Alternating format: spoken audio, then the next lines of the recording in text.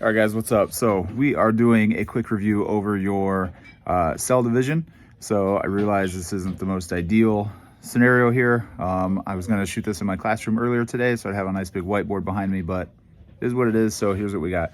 Right, so we talked about cell division as being responsible for parts of the process of organisms, for growth and development, for repair, and for reproduction. So growth and development as we grow from small child, toddler to teenager, adult. That would be for humans. Obviously, each organism is a little bit different. But then your repair is when you have damaged cells. So you get a broken bone, you get a torn muscle, you get sore muscles just from everyday moving. Any of that repair process, cell division is responsible for that healing, right? And then we've got reproduction. So the different types of reproduction that we've got. You've got your asexual, where you've got one mate. It's basically going to copy itself. So this would be our mitosis process that we were talking about, where one cell, one parent cell, splits off into two identicals. All right, and then you've got your sexual reproduction. So two mates are both going to share their genetic material, one half set from the male, one half set from the female, giving you a full set into the new cells. So this is the genetic variety of reproduction, right? So that would be meiosis. Okay, so looking at some of the details here, I know we spent a lot of time, more time on some of this. So mitosis being our cell division here of body cells. So that last set of notes that we've been doing on your own is giving your cells a new name now. So body cells would be anything that we've been talking about. So your skin cells, your muscle cells, your bone cells, your nerve cells, any of those things that are going to be able to copy themselves is going to go through mitosis, right? So that's the growth and development. Okay, that's your repair, and that's the asexual reproduction. So asexual because this is where one organism is going to copy itself. So your starfish, your bacteria, your hydra, all those things that are basically going to copy themselves from one organism into the other, right? So no genetic variation, no ability to adapt for different surroundings, totally copying themselves, okay? So that process that we've been talking about is one parent cell goes through the PMAT process, right? So the prophase, the centrioles show up, getting ready to split the DNA, your nucleolus starts to disappear. Your metaphase, this is where the spindles grab onto those chromosomes and start to pull on them so they line up in the middle, metaphase middle, right? Anaphase, where they're going to pull those chromosomes apart to opposite ends. They're going to pull them away from another, apart from one another. So anaphase, and then telophase when they are two, right? They're starting to pinch off with that cleavage furrow. You can see the two cells starting to form and starting to fully separate into the two new identical daughter cells at the very end, right? So interphase is the phase getting ready. Mitosis is the splitting of the nucleus. And then our cytokinesis here at the very end when we've got two actual cells splitting up, okay? So mitosis, mitose is copied, all right? Mitosich, however you want to think about it, you're copying the cells, one cell creating two identical cells, okay? So asexual reproduction, growth and development, and repair. All right, now, the things that we've been getting into here recently, meiosis. So this is your cell division that's only for sex cells. The only time we see this process happening is for organisms that are reproducing sexually. So this is a process that's very special to creating sex cells. So that's the only time we ever see this, and there's no other organisms that will do this except for the ones that reproduce sexually, all right? So this is the process that's responsible for getting those sex cells, the male cells, the female cells, the sperm, the egg. And what is the main purpose of this process is because we are what we call a diploid cell. So meaning that all of our DNA has two sets of chromosomes, all right? A diploid. So diploid 2. So a lot of times we'll refer to that as a 2N, okay? So a 2N cell, meaning two sets of chromosomes. So when we did our karyotype activity where you had the chromosome pairs 1, chromosome pair 2, chromosome pair 3, and we were looking for abnormalities, this is the stuff that we were talking about. All of your organisms that reproduce sexually have 2 pairs of chromosomes, okay? The number of pairs is a little bit different for each organism. So we've got 23 pairs as a human, which makes us 46 chromosomes altogether, but each of them is in pairs. So this is where that 2N comes in, right? We're a diploid cell, 2N cells, 2 pairs of chromosomes, right? So the whole point of meiosis is to take those chromosomes and split them up so that they're one single pair, or not a pair, one single chromosome, so that we can combine those together when we do the fertilization process, all right? So when we go through the meiosis, we're starting with that parent cell.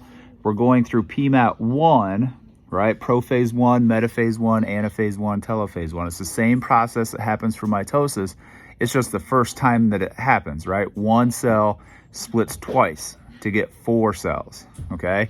So we go through prophase, metaphase, anaphase, telophase. That PMAT 1, see if I can do this way, right? So we get our 2 identical cells here, okay? But we need the sex cells to have half as many of the chromosomes. They need to be a haploid cell, a 1N, meaning 1 pair of chromosomes versus 2. So haploid, half, single chromosomes, right? So that means we're going to have to go through PMAT 2, prophase 2, metaphase 2, anaphase 2, telophase 2. The same exact things that were happening the first time in PMAT are happening again here in the second time. So the centrioles are still showing up. We're calling in the professionals to split. We're tensioning those chromosomes with our spindles, right? We're moving them to the middle for metaphase 2. Anaphase 2 is going to be the same thing. They're starting to move away, moving apart. And then telophase 2, we've got 2 new nuclei that are starting to form. Only this time, we've got 4 different cells that are going to be here. Telophase, the same thing. They're starting to split. And then cytokinesis happens again at the very end. Now, this is where we get 4 haploid cells, 4 sex cells. So these guys here are going to be different than these guys here because they only have half as many chromosomes in their nucleus as what these do. These are what we call haploid cells or 1N cells. These have a full set of genetic material. This is mitosis, giving us 2 identicals. So we still have diploid cells here with full sets of chromosomes.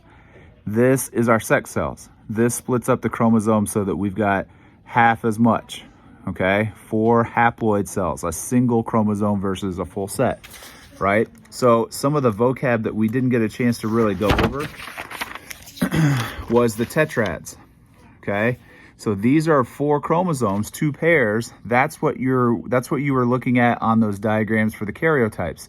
You had chromosome pair 1, which was 1 pair of chromosome that has 2 chromatids. You have the second chromosome, which is another 2 chromatids, right? So a tetrad has 4 chromatids. It's 2 pairs of chromosomes there. So what happens is your sex cell goes through that process where it splits those up.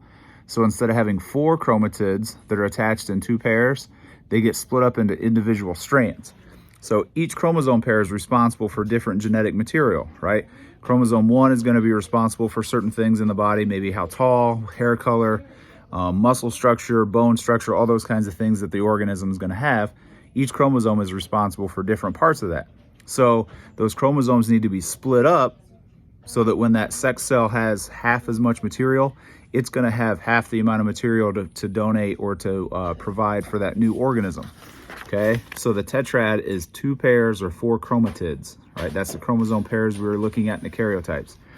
It goes through a process that we call crossing over. So you get the male cell who has half as many chromosomes for the full set, right? It's got 1 part of chromosome 1, 1 part of chromosome 2, 1 part of chromosome 3, all the way for those 23 sets, all right, those 23 pairs. And then the female cell is the same exact thing. The female cell has the other half of chromosome 1, the other half of chromosome 2, the other half of chromosome 3, all those other halves for each chromosome pair. So what they do is they take those chromatids and they cross over, okay? So in that fertilization process, that half set of chromosomes from the male, half set of chromosomes from the female, they blend together and they give us our full set of chromosomes, and they start crossing over pair 1, pair 2, pair 3, so that we get each unique set of DNA.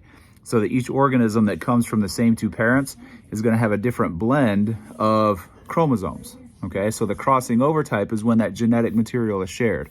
So your female cell, the egg, is combined with the male cell, the sperm, and then those chromosomes are going to cross over. They're going to share that genetic material to give different combinations of chromosome 1, different combinations of chromosome 2, different combinations of chromosome 3, all the way up to that 23 pairs. Okay, some of those, there's only so many different combinations that they can have. So things like, you know, how many fingers and how many toes and how many fingernails and how many noses, all those kinds of things are built into the basic structure of the DNA. So those things don't really change, okay?